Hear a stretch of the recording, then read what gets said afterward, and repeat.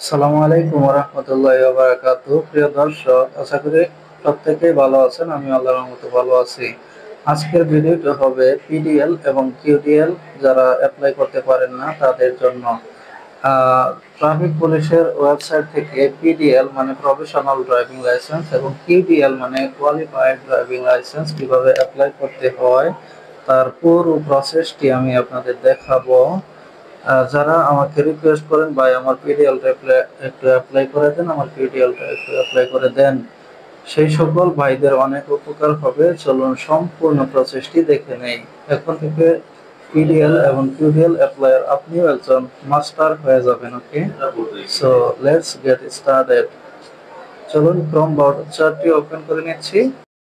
Google Chrome ব্রাউজারটি open করে আমি search বারে লিখব পিডিএল স্ট্যাটাস অথবা প্রফেশনাল ড্রাইভিং লাইসেন্স, যে কোনো একটা লিখলে হবে। তারপর প্রফেশনাল ড্রাইভিং লাইসেন্স ই সার্ভিসেস, এই সার্ভিসেসে আসার পরে আমি একটু নিচের দিকে স্ক্রল করব।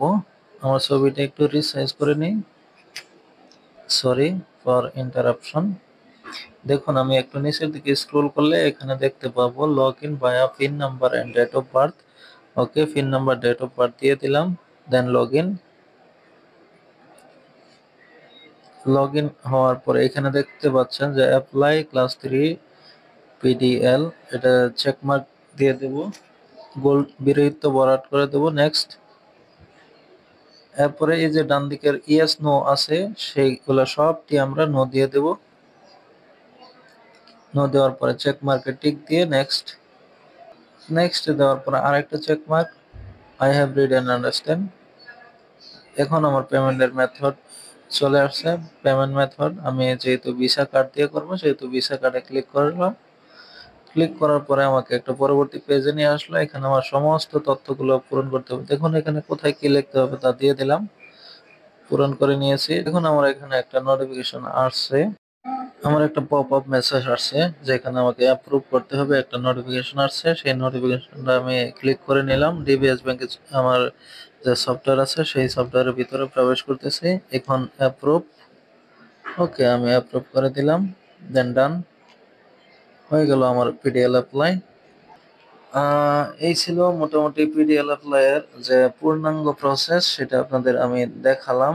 তো আমি যে এতক্ষণ আপনাদের পিডিএলটা অ্যাপ্লাই করে দেখালাম সেটা আমি এখন প্রিন্ট করে বা সেভ করে নেব।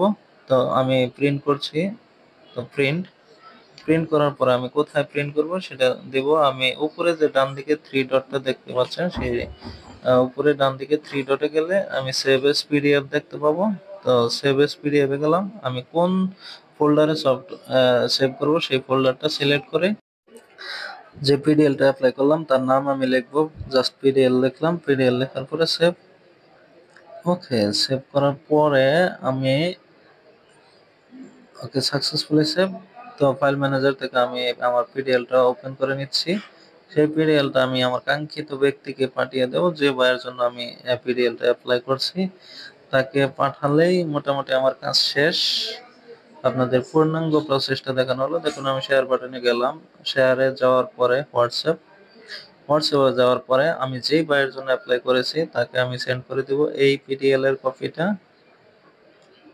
ওকে, ডান, অলরেডি সেন্ড করে দিলাম।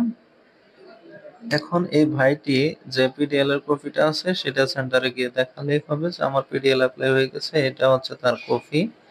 ওকে, প্রথমবার হয়তো ইনস্ট্রাক্টর দেখতে চায় যে পিডিএল আসলে অ্যাপ্লাই করা হয়েছে কিনা। ওকে, তো ধন্যবাদ সবাইকে, আশা করি বুঝতে পেরেছেন। তো ভালো থাকবেন, দোয়া করবেন, আল্লাহ হাফেজ।